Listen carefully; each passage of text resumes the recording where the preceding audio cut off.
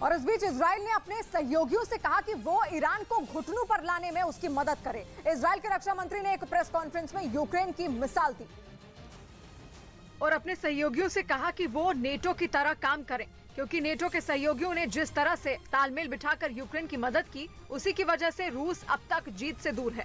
Israel ने America और अपने दूसरे सहयोगियों से ईरान के खिलाफ ऐसी ही एकता दिखाने की मांग की।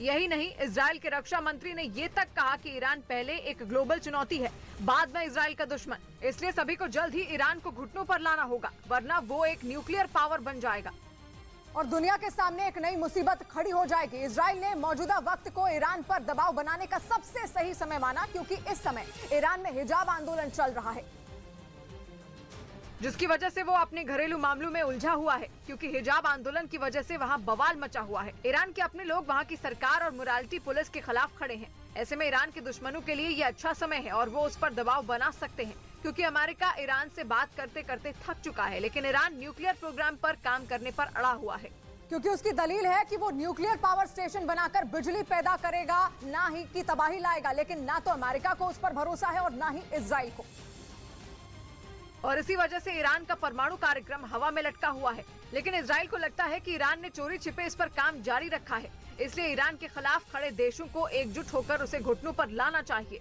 या यूं कहें कि इजराइल अपने सहयोगियों से इशारों में ईरान पर हमला करने के लिए कह रहा है। ऐसा लगता है कि इजराइल के रक्षा मंत्री के इस बयान का असर भी होने लगा, क्योंकि अमेरिका ने बयान दिया कि ईरान से कोई भी डील तब तक नहीं होगी जब तक वो अपने प्रदर्शनकारियों को मारना नहीं बंद करता और रूस को आत्मघाती ड्रोन की डिलीवरी नहीं रोक देता।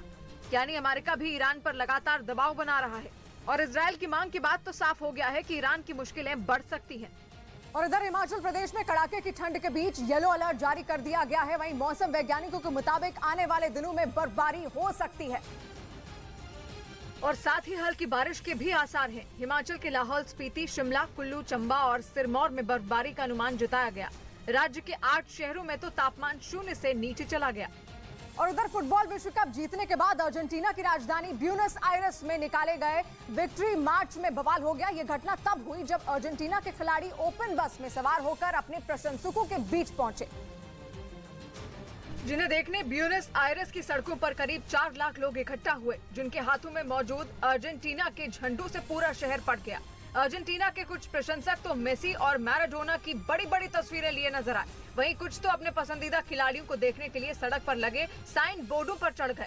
लेकिन कुछ समर्थकों ने इस दौरान हद पार कर दी। खबर है कि पुल से लटके कुछ लड़के छलांग लगाकर सीधा खिलाड़ियों की बस में कूद पड़े, जिससे वहां अफरा तफरी मच गई। वहीं दावा किया गया कि जिस सड़क से ये विक्ट्री मार्च निकला, वहाँ एक जगह बिजली की हाई टेंशन लाइन मेसी के सिर से टकराते टकराते बची।